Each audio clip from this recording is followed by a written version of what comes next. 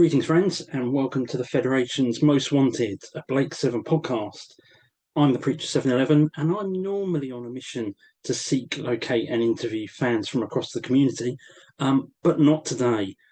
Sadly, due to life issues, let's call it, I've not been able to do that at the moment.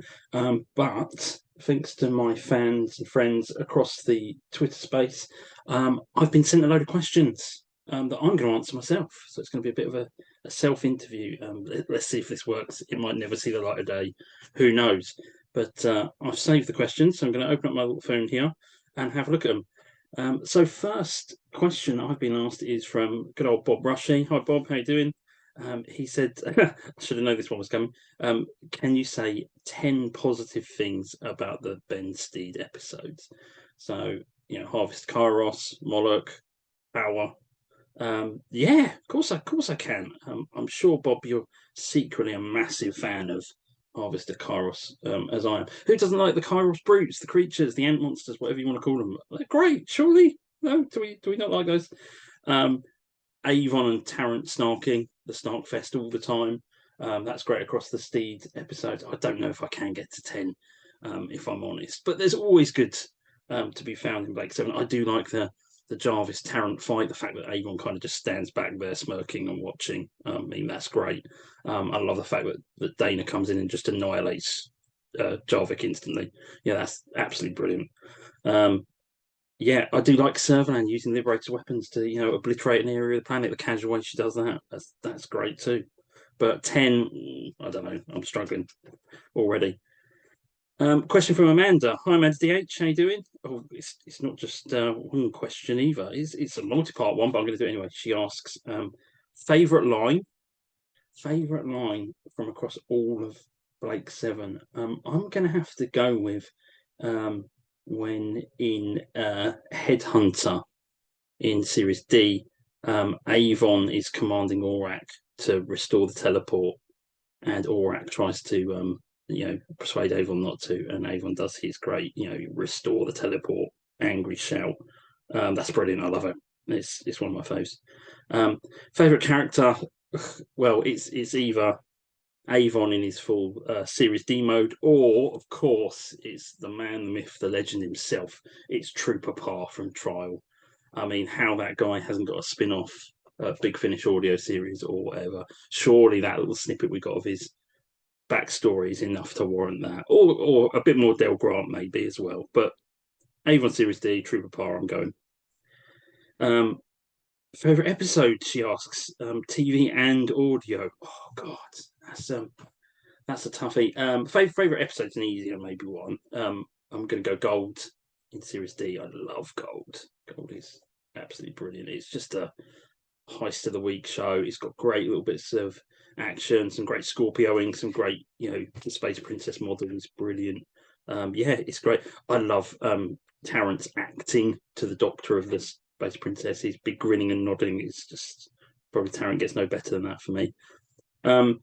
Favorite audio probably is in the Big Finish range is a Liberator Chronicle story called Spoils. And it's kind of a what if episode where Blake has the ability to ask what would happen if I won against the Federation, and it shows like an alternate timeline where Blake becomes president. Yeah, I won't spoil it if you haven't listened to it, but it's great. Really do check it out. I think it's fantastic. I will give sort of second mention really on the audio one front to kind of the whole Crossfire arc was absolutely amazing. As was sort of the Restoration series as well. They were great too. And lastly, on a multi-part question, Amanda asks, favourite costume?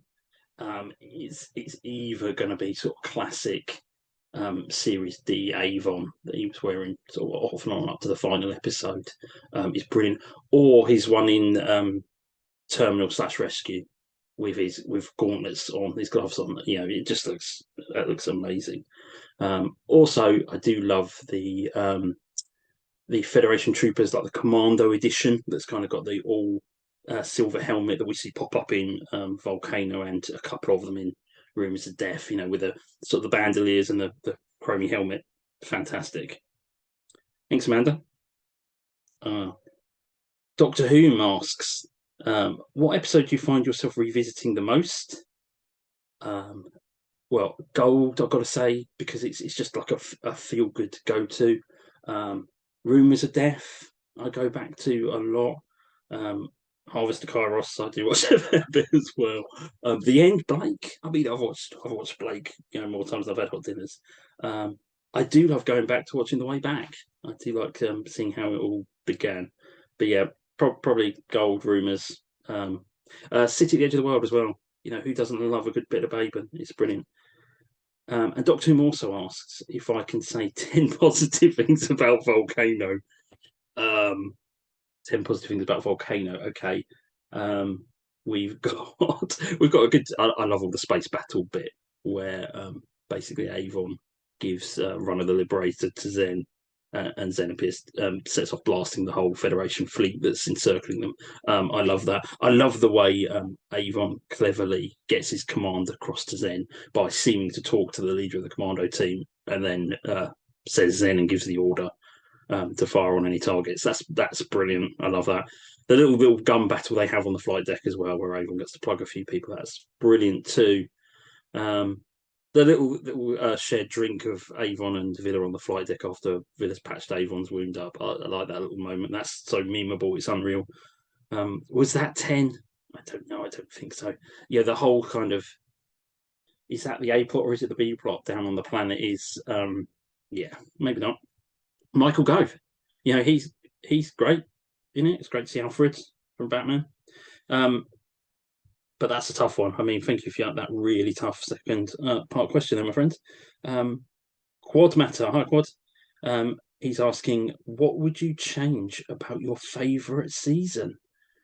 Oh, that's a toughie. Right, since Series D is my favourite, I would say, what would I change about Series D? I would probably draw out the sort of opening theme around them not having resources, Scorpio being really run down and needing fuel, lack of food that Tara mentioned and stuff like that. I would probably have drawn that out a bit longer and made it more of like a fight for survival a bit more across the first few episodes, and they did, because they resolved that really quickly. It was like, oh no, we've got no food, and Scorpio requires fuel and we haven't got any, and then they get the star drive and it's all resolved.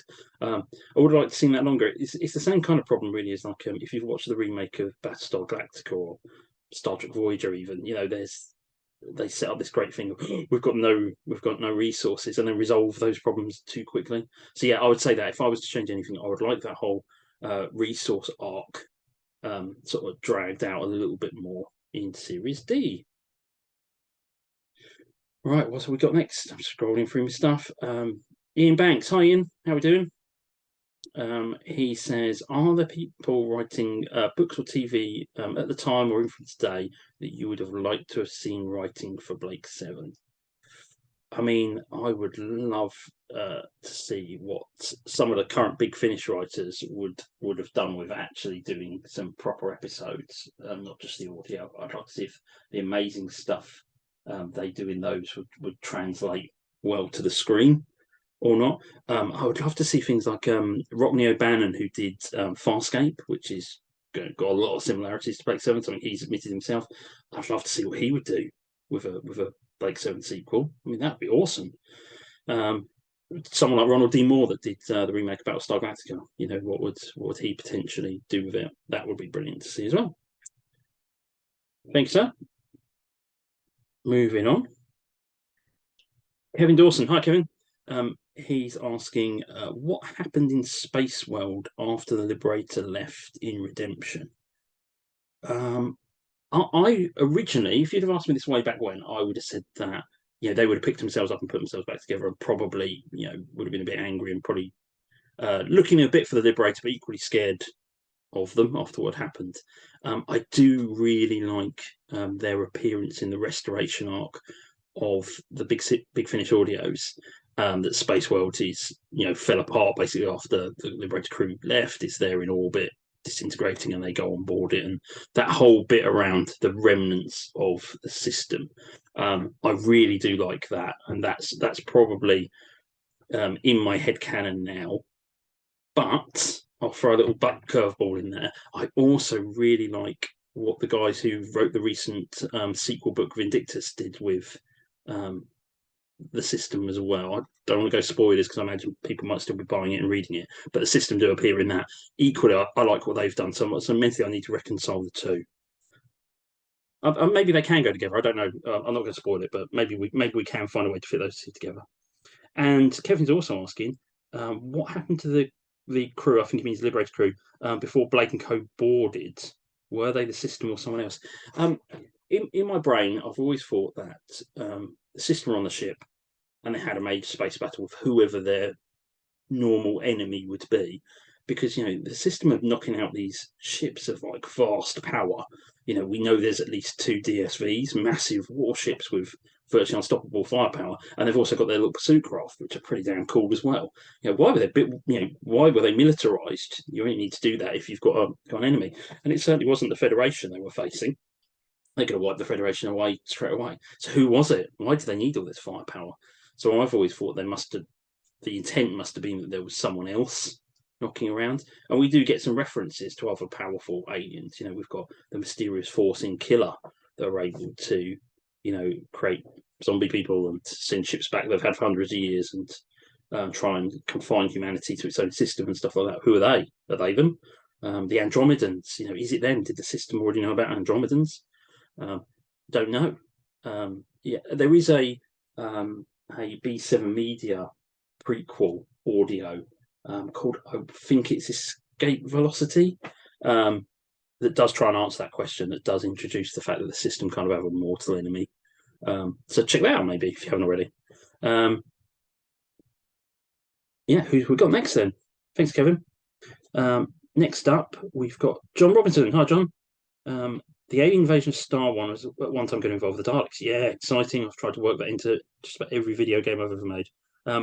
What other TV shows would you like to see share a universe with Blake Seven? Oh God, crossovers. I mean, what cool ones? I mean, I mentioned Farscape. We have a cool Farscape crossover. That would be quite cool. But I think in terms of like shared universe stuff, I've always been quite comfortable with that idea that Doctor Who could cross over. I mean, I would love you could still do it now, I suppose, with a bit of the Doctor goes to a universe that's got the Federation. You wouldn't necessarily need the crew of the Liberator or Scorpio. You could have the Federation troopers, domes, that kind of stuff. I think I would still like to see that. Some sort of, I would definitely tune in for that as a crossover. I'm trying to think who else it would maybe work well with, but I think it would be lovely to have that sort of cross DNA canonized, especially when we've got things like Corpse Marker, Caldor City, and all the rest of it. I'm going to be really lazy and go. I still think there should be a Doctor Who crossover. Thank you, mate. Cy Hart, hi Cy, asks, was the show better with Blake or Avon as the lead? That's tough. I don't think it's about better for me. I think it's about, for me, the 4 series were like a nice, clean, logical arc where things moved on and changed. Characters grew, challenges changed, all the rest of it.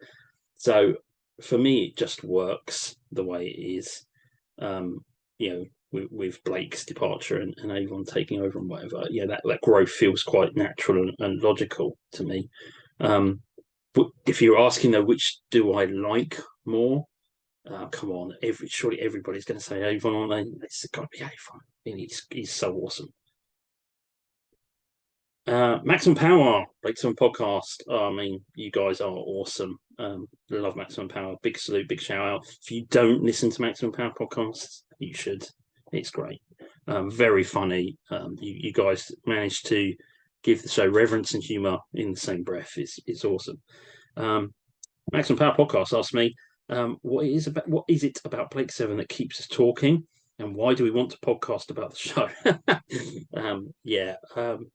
I don't know why are we still talking about it. Why 45 years later am I still addicted to a TV show I've seen 100,000 times? Why am I still sitting here making the umpteenth video game based upon it?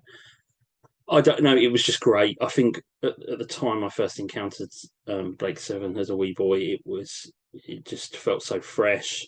It was at a time of Star Wars, sci-fi was suddenly really exciting, and it just did it in such a different way. I think that's what made it. Blake Seven's always been great for me for what I'd call like the three-dimensional nature of the characters. The people act like people. People get angry and they lie and they cheat and they have ulterior motives, and they're not all Star Trek Federation whiter than white. And I always like the fact that the characters actually grew, they actually changed, year on year.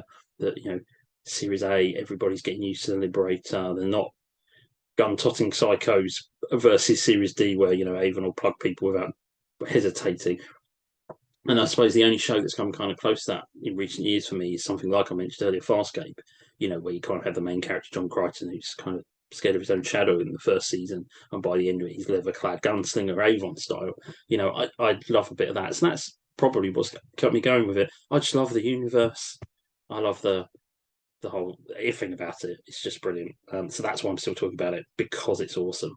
And I'm so thrilled that people have kept it. People like yourselves with the podcast, and people like Big Finish, and the whole community have kept it alive.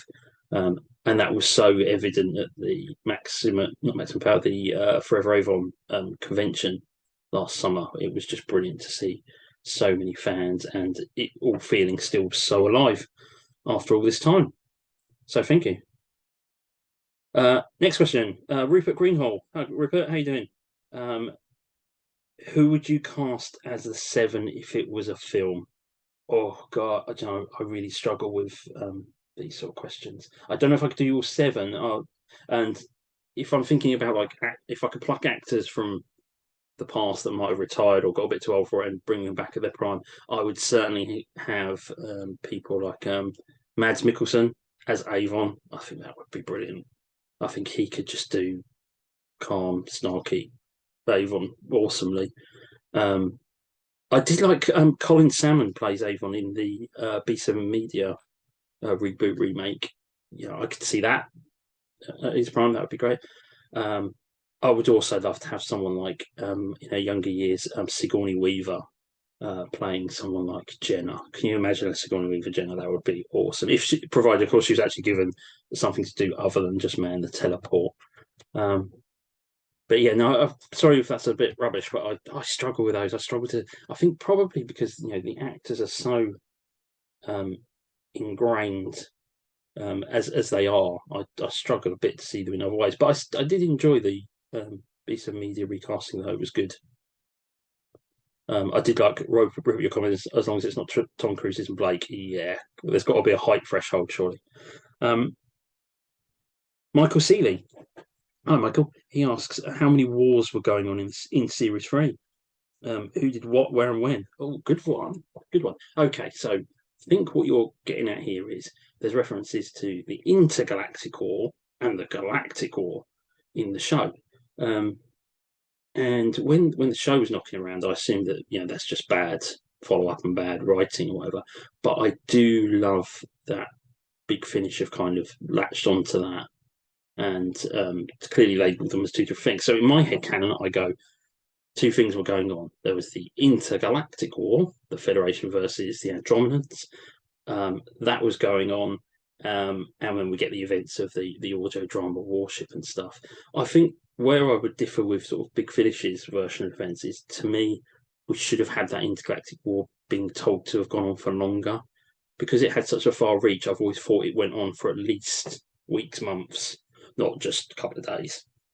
I know Big Finish and Peter Angelich did a great job of going, well, a few Andromeda ships got away and then did other stuff. Great. But I would have liked to have seen it referenced that it went on for a little bit longer. And then for me, the second war is, as a result of all that, you've then got the Galactic War, which is basically a civil war, which is the Federation fighting itself, with Servalan having declared herself the new president. And you've got the former president trying to retake power. So for me, two wars that rumbled on. The first one for a couple of months, the second one really in the background throughout Series C. Again, Big Finish did a great job of sort of tying the Galactic War events into Servalan being on Terminal and why she's there with different looking people and a smaller force and stuff like that. So I'd go two wars for me. The Doctor 685, Colin the Sixth, asks me best Travis episodes, audio included. Oh, that's a great one there. I'm going to go Seek, Locate, Destroy and Project Avalon. I love Project Avalon, and Seek, Locate, Destroy is brilliant. I do like the sort of the downtrodden Travis that we see in Aurak. Grife's great there. When he's telling the story about the Doctor and all stuff like that. Just how it looks, how much Servalan's ground him down. He's not the guy he was. I really do enjoy that. I enjoy Croucher in Gambit, gunslinger Travis, as I always think of him, with his cowboy hat and his cloak, and when he gets beaten up in the alleyway, especially. I love the fact that it showed like Travis, as much as he loves himself, isn't sort of indestructible. That these fucks just take him out quite easily. I like that a lot. Yeah, and then in terms of audios, in the recent Allies and Enemies series, both Greif and Croucher, I think were absolutely brilliant in the three stories in that set. Even though Greif's only in the first one, in almost the pre-title scene, but he does an absolutely brilliant job of it, and he's great in the final story of the set as well. So there's probably a lot. There's bits of so many. If you're going to nail me down to one Travis, probably Seek, Locate, Destroy. Probably, I'll go for. Catherine, hi Catherine. Asking me what colour would you associate with each of the main characters? I think my mind on that is tainted by their early doors like surface suits, their cold weather outfits. So you've got Jenna in kind of I'm not sure if it's pink or red or whatever the pinky red colour. Blake in his dark green, Callie in a lighter green. Villarin is also sort of a reddy type colour. Avon in his blue. So I've tended to, again, in his horrible brown. I've kind of always thought of them like that because of it. I suppose the other easy colour to associate sort of Avon with is black. But that's the way I've always thought of them. I've always thought of Dana Purple. It always comes to mind for some reason. Maybe because she's got that sort of purpley outfit in Series D, maybe because of that. Yeah. I don't know about Sulin. I don't think I've ever thought about Sulin in terms of a colour. Maybe a grey? She does wear a lot of grey. Yeah, but I think it's what's lodged in my brain is their kind of their surface suit colours. And lastly on the list, another Amanda stuck in another question there at the end. Favorite planet / best realised. I would say on that one, it's got to be Saurian Major for me. I love the red filter, the way it all looked, the fleshy plants. I love all that. That's absolutely brilliant. It just looked alien. It didn't look like a quarry, and especially where they used the nuclear plant as the base. We get some great sort of establishing shots of the base in the distance, and then the interior of the base. It really felt like one whole planet that logically went through. I do like a bit of the kind of the swamplands of Helatrix in Series D and Traitor. There's that brilliant gun battle between the rebels and the mind-controlled Helots in all that water and mud and the little muddy hills. I think that's brilliant. It's just let down a bit when they get to the city, and it's not really a city. It's just some plants in a soundstage. It doesn't flow through in the same way that Saurian Mage did. Do like a bit of Terminal as well. That sort of heartbeat, background noise, the wind, all the rest of it. It felt very the Genesis planet in Star Trek. It felt very. I could believe that this artificial world that was coming apart. So, but especially when we saw it again in Rescue. So Terminal maybe as well would be my three. Saurian Major, Terminal, and Helatrix. So thanks for that, guys. I mean, I really, really appreciate you helping me with this sort of hole in my life window. It's been absolutely brilliant. As ever, thanks for listening. We're now up on Spotify. We'll also share on this the RSS links for it as well. And normal service will resume shortly. We do have some great people lined up that I'll be chatting to very soon. Take care, my friends. Bye-bye.